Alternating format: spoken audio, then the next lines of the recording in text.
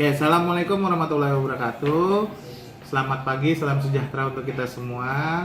Yang terhormat Bapak Ibu dosen penguji PPG Daljab 2021. Perkenalkan, nama saya Irfanul Hakim. Saya bekerja di SMA Negeri 51 Jakarta di daerah Condet, Batu Ampar, Kramat Jati, Jakarta Timur. Oke, pada kesempatan kali ini Senin 18 Oktober 2021 saya akan melaksanakan uji kinerja PPG dalam jabatan 2020 yang bertemakan perlawanan masyarakat Indonesia terhadap bangsa kolonial di Indonesia dengan materi kelas 11. Untuk lebih jelasnya, berikut video praktik pembelajaran saya dalam PPG Daljab tahun 2020. Selamat menyaksikan.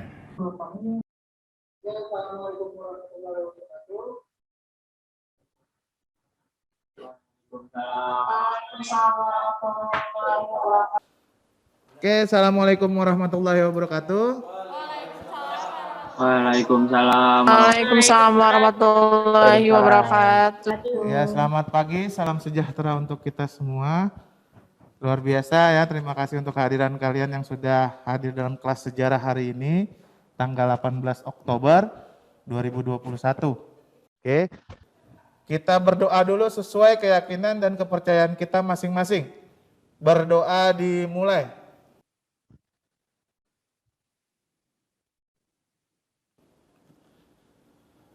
Oke, berdoa selesai. Selanjutnya saya ingin ngelihat kerapian kalian, kesiapan kalian nih dalam pembelajaran sejarah hari ini. Coba dikeluarkan buku sejarahnya, alat tulisnya. Yang di rumah, yang di Zoom jangan lupa buka kameranya. Saya pengen lihat kerapiannya. Oke. Luar biasa ya. Selanjutnya saya ingin mengabsen kalian dulu. Yang di Zoom jangan lupa absennya sudah ada di kolom chat ya. Oke, Pak. Absensinya ya tinggal kalian klik. Yang di sekolah saya absen satu-satu, yang saya panggil namanya angkat tangan. Oke? Hirzan. Oke, Hirzan hadir ya. Ananta. Oke. Naira. Oke. Hafifah. Oke. Cahya. Daril. Masih ada yang belum saya panggil? Sudah semua ya? Oke. Yang di link Zoom udah ya semua ya? Daftar hadirnya ya? Sudah, Pak. Sudah, Pak. Oke, terima kasih. Oke, selanjutnya setelah kita absensi, di sini saya ingin mengungkapkan cinta tanah air untuk kita semua ya, dengan menyanyikan salah satu lagu wajib nasional. Oke, kita lihat di sini. Kelihatan ya. Kita mulai ya. Yang di kelas kalian menyanyikan bersama-sama, yang di rumah hanya mendengarkan. Oke? Sekali lagi yang di rumah hanya mendengarkan. Kita mulai ya. 1, 2, 3.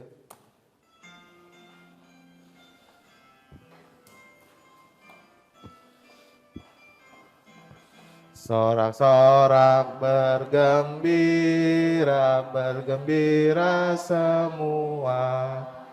Sudah bebas negeri kita, Indonesia merdeka.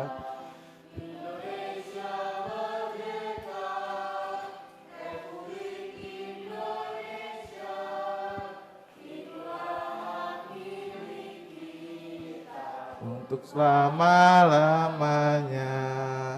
Sorak-sorak bergembira, bergembira semua.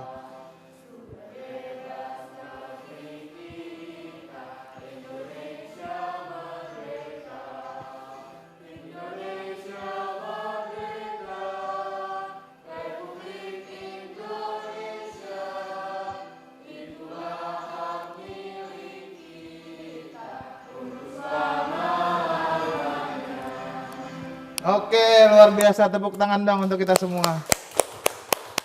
Oke. Oke. Terima kasih. Kita mulai saja baru kita masuk ke materi.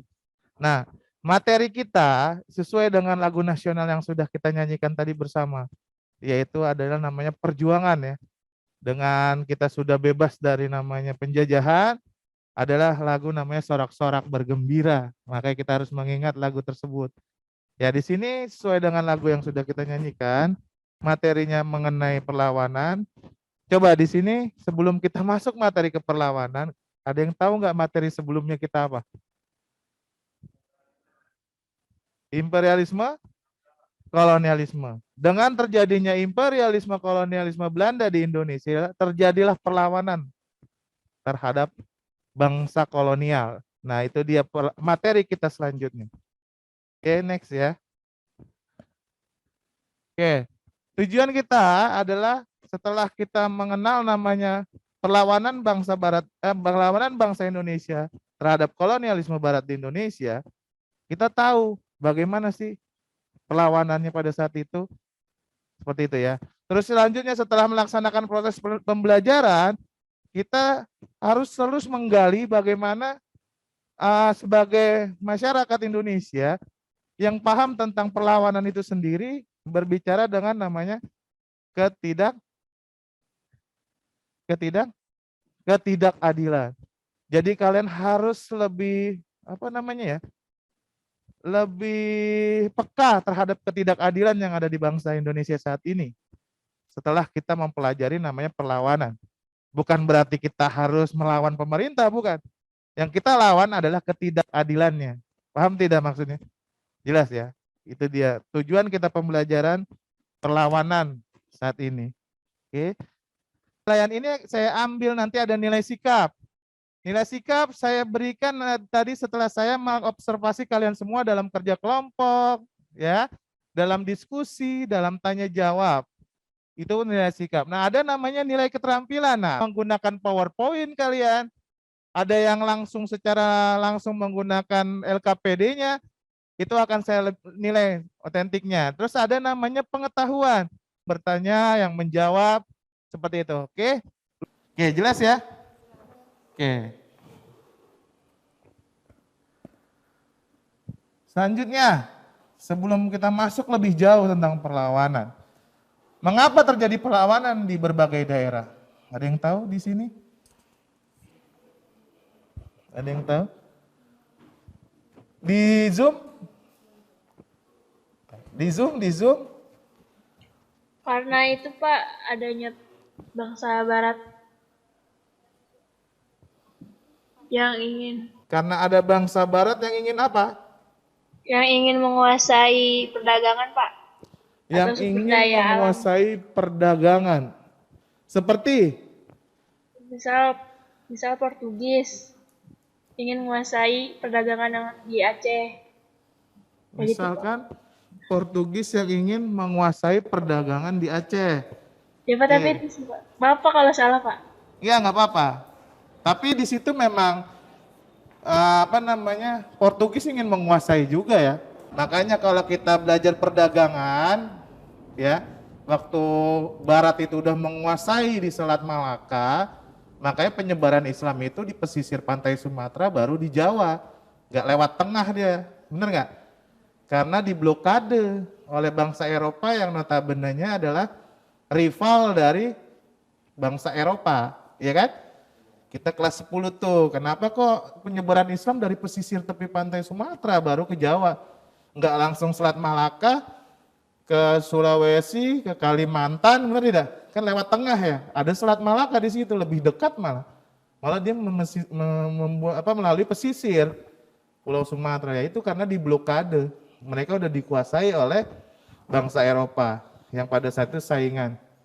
Oke? Itulah mengapa terjadi. Kalau yang kita dengar secara umum adanya monopoli perdagangan. Oke? Sekarang perhatikan gambar. Kalau kalian lihat di gambarnya, di sini yang sebelah kiri saya ya, kiri yang di kelas, di sana di sebelah kiri juga ya, di Zoom ya, yang bisa kalian lihat dari gambar. Bukan Iya, Ya, Demo masih. itu perlawanan masa kini sama perlawanan zaman kolonial gak sih, Pak? iya. Cuman saya Kalau tanya dulu yang sebelah sekarang kan kiri. Itu orasi apa sih sebelah kiri? lagi. Kayak pertolongan gitu gak sih Pak, penolakan? Iya, Orasi. Mini demo. iya. Yang terjadi di Teluk Sangihe. Kalau yang sebelah kanan itu apa sih? Oke, perlawanan masa kolonial yang identik dengan perlawanan fisik. Paham ya? Perlawanan fisik seperti itu. Dia langsung namanya berdarah, tempur langsung. Jelas ya? Oke. Nah, dalam dua gambar di sini ada sebuah permasalahan yang harus kita perhatikan. Bukan sebuah sih, saya membuat tiga ya. Yang harus kita jawab bersama, yaitu ada namanya bagaimana sih corak perlawanan masa kolonial yang identik kita lihat di sebelah kanan gambar ya. Terus bagaimana sih corak perlawanan pada masa kini yang kita lihat identik di sebelah kiri. Oke? Nah, terus kita juga harus menjawab mengapa bisa terjadi perlawanan. Nanti akan kita tahu tujuannya itu tercapai atau tidak dalam pembelajaran saat ini. Oh, mengapa sih bisa terjadi perlawanan di masa kolonial dan di masa kini? Oke, jelas ya? Oke, lanjut. Oke, di sini ada perlawanan terhadap kolonial sebelum lahirnya kesadaran nasional. Kalau kalian di kelas 11, pas banget nih di kelas 11 IPS, kalian sudah mengenal namanya paham nasionalisme. Benar ya? Perkembangan paham-paham di dunia ada liberalisme, nasionalisme, demokrasi, sosialisme, komunisme. Benar ya? Nah, di sini bagaimana perlawanan sebelum kita mengenal namanya nasionalis. Seperti apa sih? Yang pertama, bersifat lokal atau bersifat kedaerahan. Jelas ya? Jadi masing-masing di daerah punya kepentingan sendiri, punya tujuan sendiri, ya, dan punya reaksi sendiri terhadap bangsa kolonial. Paham ya? Kenapa bisa mempunyai reaksi sendiri? Karena kita tahu ada yang berdampingan atau berkoloni, bekerja sama ya. Berkoloni, ada yang langsung namanya bertikai seperti Banten langsung mengusir, kan gitu. Punya kepentingan reaksi sendiri. Kalau di Banten kan setelah datang VOC langsung diusir. Ya kan? Kalau di lain pihak kan ada yang bekerja sama dengan VOC karena untuk mengusir Portugis, kan gitu. Paham ya? Itu maksudnya reaksinya. Masing-masing. Terus ada perlawanan bersenjata dan mengandalkan tokoh karismatik. Paham nggak maksudnya? Jadi identik perlawanan masa kolonial itu mempunyai salah satu tokoh yang mempunyai karismatik yang bisa merangkul masyarakat. Paham ya? Jadi pasti punya. Yang kita kenal ada nanti Patimura, benar nggak? Pangeran Diponegoro, ya kan? Punya karismatik masing-masing. Seperti itu. Dan itulah yang masih di zaman-zaman kolonial. Oke.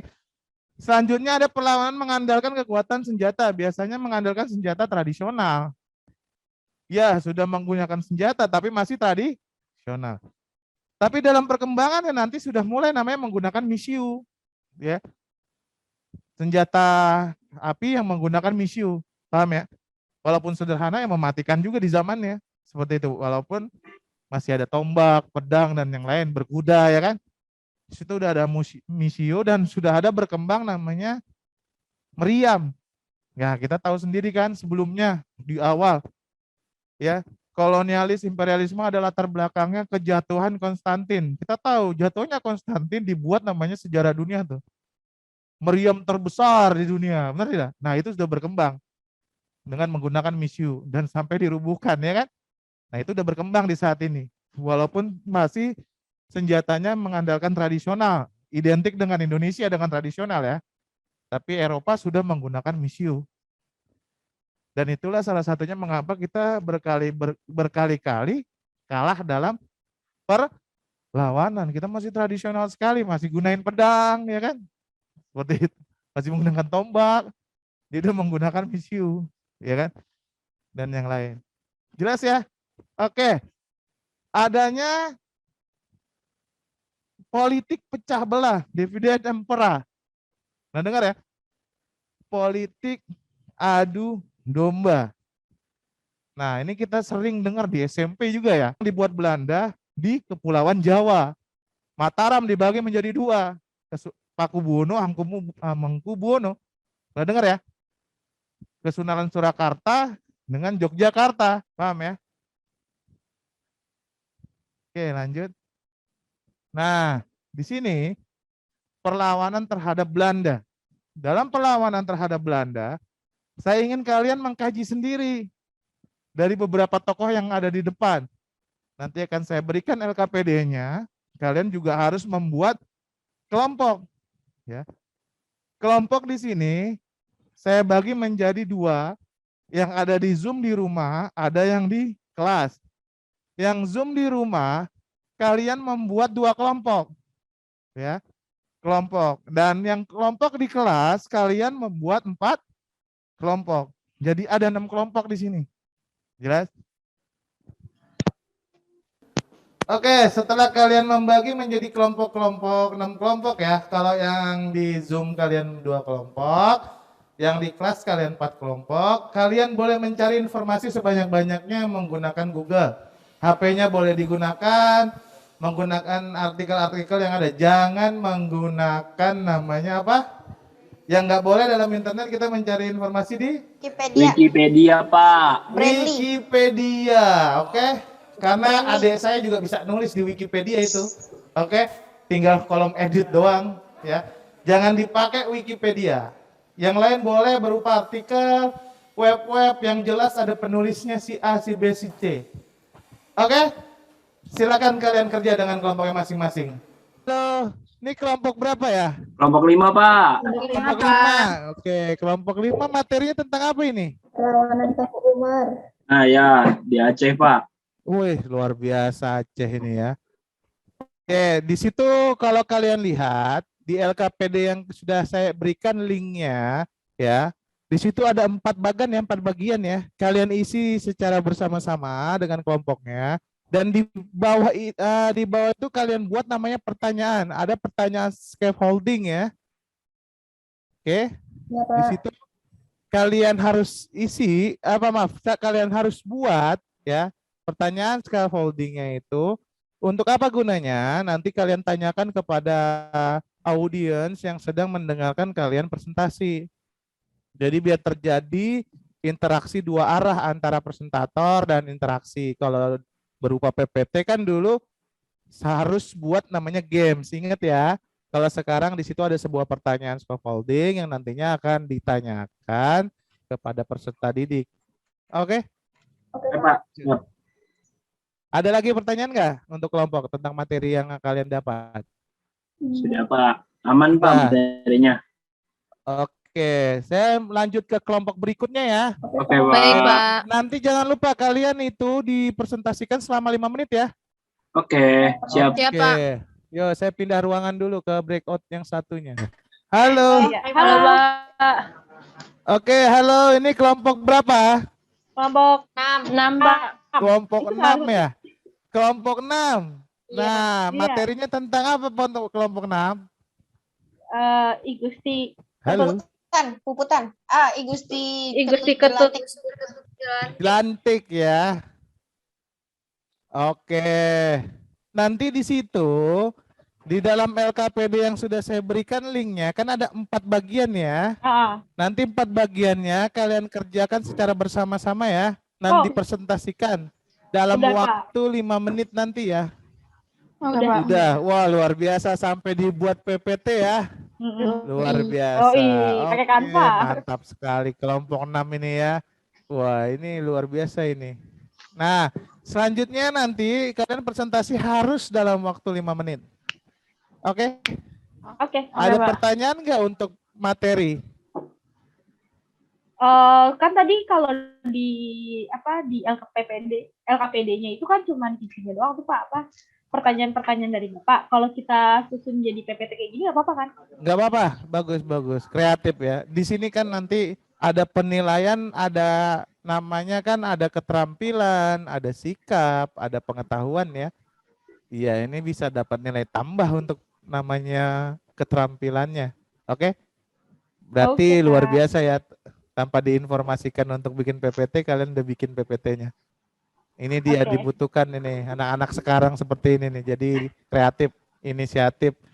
Oke?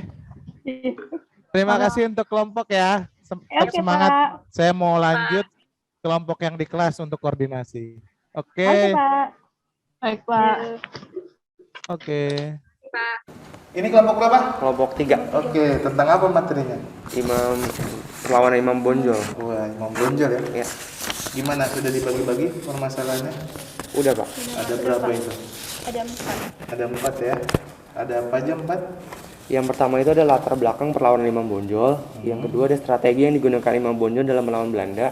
Lalu yang ketiga ada reaksi yang dilakukan oleh Belanda. Lalu yang keempat ada strategi Belanda dalam menghadapi perlawanan di Imam Bonjol. Oke, nanti kalian bagi dengan kelompoknya, dikerjakan ini. Kan di situ ada yang titik-titik diisi ya. Itu kan ini kan kosong ya kan? Nanti kalian isi ya kan? Kalian isi nanti dipresentasikan selama 5 menit. Oh ya. Ya 5 menit nanti kalian bertiga langsung presentasi selama 5 menit. Baru di situ ada sesi tanya jawab. Iya, Pak. Oke, di situ diberikan juga satu pertanyaan. Ya. Kalian bikin aja satu pertanyaan setelah itu diisi. Bikin satu pertanyaan untuk namanya kalian interaksi dua arah.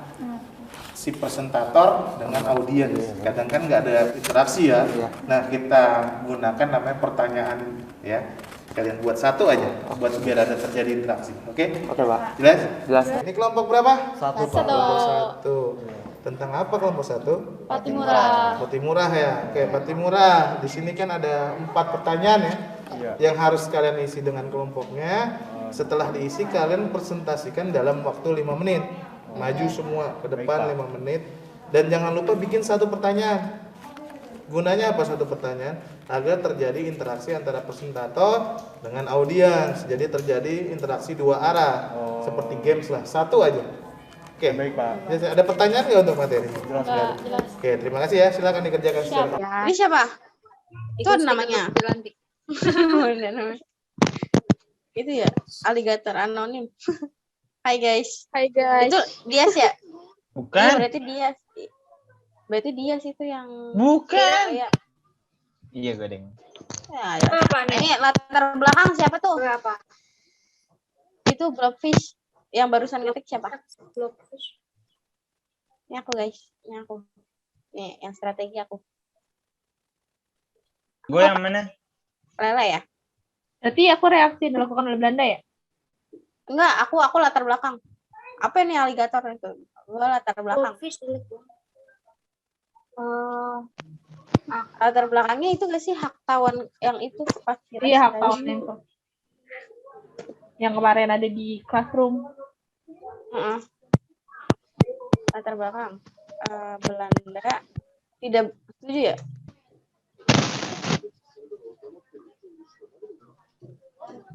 Oke, guys. Kerajaan Bali. Kerajaan Bali namanya apa? Mau beli Buleleng bukannya? Enggak.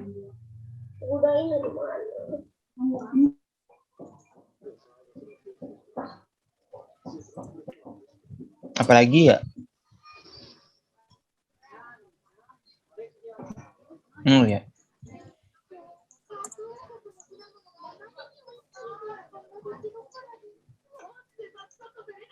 Dengan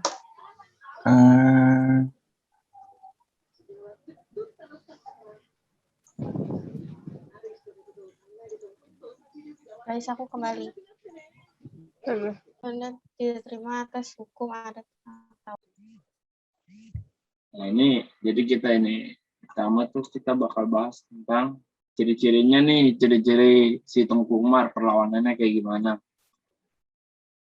Nah ini, terus yang kedua, itu apaan tuh saya? Mendingan kita, ini masukin latar belakangnya apaan saya? Untuk Latar belakang. Oh ini latar belakangnya Perang Aceh karena ada ambisi Belanda untuk menguasai Nusantara di abad 19. Kayak gitu. udah tulis. Kamu nggak bisa nulis udah. Oh iya, sorry, maaf. Ya maaf.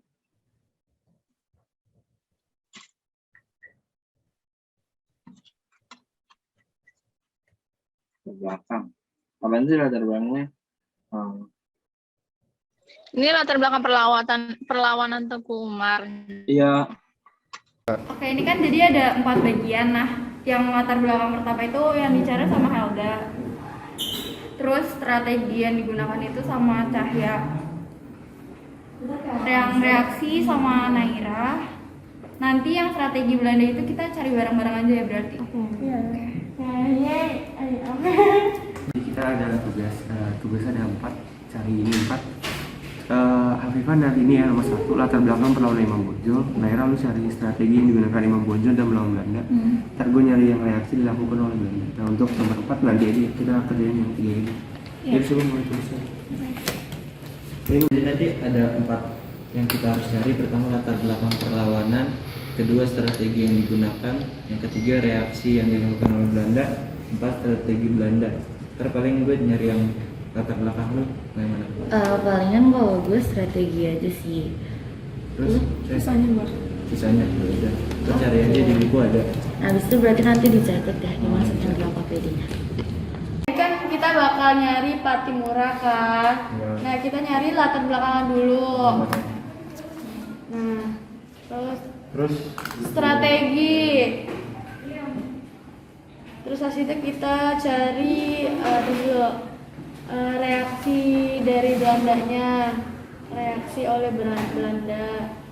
Oke, kita mulai ya. Kelompok pertama akan presentasi. Tolong diperhatikan kelompok yang lain. Yang di Zoom juga udah jelas ya gambarnya ya. Oke, tolong diperhatikan ya. Oke, silakan kelompok 1 dimulai. Assalamualaikum warahmatullahi wabarakatuh. Selamat siang semuanya. Kami dari kelompok 1 akan memaparkan hasil pengamatan kami tentang Kapten Patimura. Yang pertama, hasil pengamatan kami terhadap latar belakang perlawanan rakyat Maluku. Itu adanya desas-desus para guru akan diberhentikan untuk penghematan. Terus adanya niat Belanda mengumpulkan para pemuda untuk dijadikan tentara di luar Maluku. Cara penggunaan uang kertas yang tidak jujur, upah kerja yang tidak pernah dibayar, tindakan sewenang-wenang dari residen, pemaksaan untuk membuat garam, adanya cacah jiwa jika diduga terkait dengan pengiriman para pemuda sebagai militer keluar Maluku. Mereka yang mendapat surat bebas kerja rodi masih tetap diwajibkan kerja rodi. Sikap masa bodoh residen atas keluhan-keluhan rakyat. Terus kurangnya upah untuk mengantar surat-surat resmi ke Seram. Keharusan membuat garam dan ikan tanpa dibayar upah. Oke, selanjutnya untuk kelompok 2 dipersilakan. Assalamualaikum warahmatullahi wabarakatuh. Perkenalkan, nama saya Cahya Adila Gandhi dan di samping-samping saya ada teman saya. Yang pertama ada Naira Alia dan yang kedua ada Helda Adila. Jadi berdirinya kami di sini untuk mempresentasikan hasil diskusi kami tentang perlawanan Pangeran Diponegoro, penyetoran pajak, dan yang terakhir benteng sebagai tempat melakukan aktivitas politik seperti perundingan dan upaya membujuk pimpinan pemberontak atau kepala desa dengan memberikan sejumlah hadiah yang berupa opium atau kain sarung.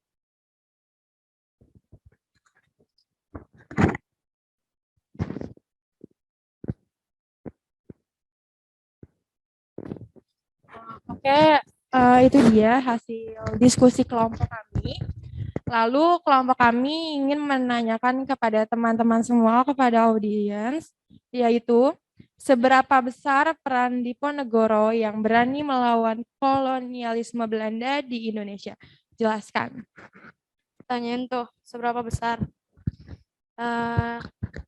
Pertama-tama, perkenalkan nama saya Ananta. Saya akan menjelaskan pertanyaan yang tadi ditanyakan oleh Cahya. Tadi kan ditanyakan seberapa besar. Nah, yaitu sangat besar. Jadi perlawanan di Ponorogo yang sangat besar membuat Belanda harus mendatangkan pasukan dari Sumatera Barat. Oke, luar biasa. Kelompok 2 ya. Beri tepuk tangan dong buat kelompok 2. Oke. Untuk kelompok 2 silakan ditutup. Oke, terima kasih kepada Nanta yang telah menjawab pertanyaan kita dan terima kasih buat teman-teman semua yang telah mendengarkan hasil diskusi dari kita. Sekian saja dari kami, kurang lebihnya mohon maaf. Wassalamualaikum warahmatullahi wabarakatuh. Waalaikumsalam warahmatullahi wabarakatuh. Selamat siang teman-teman yang ada di kelas, teman-teman yang ada di Zoom, dan juga Bapak Irfanul Hakim. Kami dari kelompok 6, itu kelompok 6 salah, ada Audrey Atalia, Dia Sangga, ada Fadila Saidah, Ayu Sekar, dan juga Salsabila Tamimah. Kita bakal ngomongin tentang perlawanan di Bali. Selanjutnya akan dilanjutkan oleh rekan saya. Tes. Sebelumnya suara terdengar gak? Jelas. Oke. Selanjutnya adalah latar belakang dari perlawanan di Bali.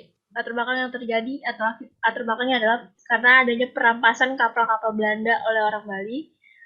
Perampasan tersebut sesuai dengan hukum hak tawan Karang yang menyatakan kapal-kapal yang memasuki wilayah Bali akan menjadi milik Raja Bali. Namun menurut Belanda akhirnya menuntut agar Raja Buleleng atau Raja yang di Bali mengakui kekuasaan Belanda. Seperti itu. Next ada jalannya perang yang akan dijelaskan oleh rekan saya. Oke, selanjutnya dipersilakan. Jalannya perang. Ini kita ngomongin perang yang pokoknya namanya I Gusti Ketut Jelantik.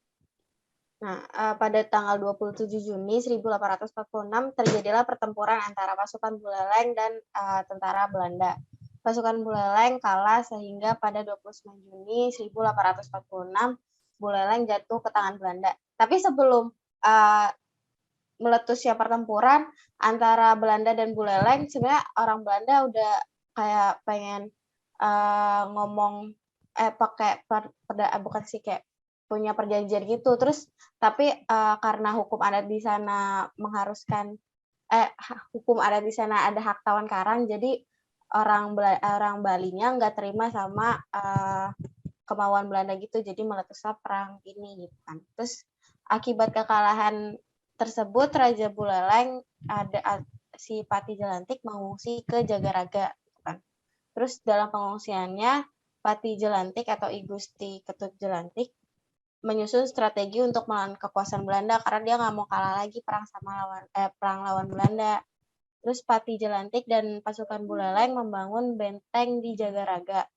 Pati Jelantik dan pasukan Buleleng mendapat dukungan dan bantuan prajurit dari kerajaan-kerajaan lainnya. Selanjutnya, Salsabila. Ya, selanjutnya masih jalannya perang yang tokohnya adalah I Gusti Ketut Jelantik. Di sini Juni tahun 1848 terjadi perang antara Laskar Buleleng dengan tentara Belanda. Kemudian perang ini Belanda tidak mampu merebut benteng Jagaraga. Makanya perangnya disebut juga dengan Perang Jagaraga I. Terus Belanda tidak puas nih karena dia dengan kemenangan Laskar Buleleng ini, dia kalah. Tanggal 31 Maret 1849, Belanda kemudian dipimpin oleh Jenderal Michael melancarkan tembakan meriam dari atas kapal. Dan tanggal 16 April 1849, benteng Jagaraga akhirnya berhasil jatuh ke tangan Belanda. Sehingga Patih Jelantik bersama pasukannya mundur ke Pegunungan Batur, Kintamani. Selanjutnya, ada Sekar.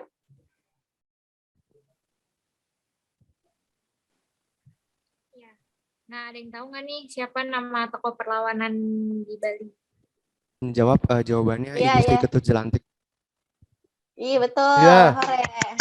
Iya, betul. Oke, tepuk tangan dong buat temannya. Oke, lanjut. Lanjut, ada lagi. Nih. Oke, lanjut. Coba lengkapi kata. Ini sekarang games melengkapi kata. Nomor 1 dan tahu gak? Ada clue-cluenya? Ini hukum adat yang berlaku di Bali yang menyebabkan pecahnya pertempuran di Bali. Nomor 1. Apa namanya? Saya Pak.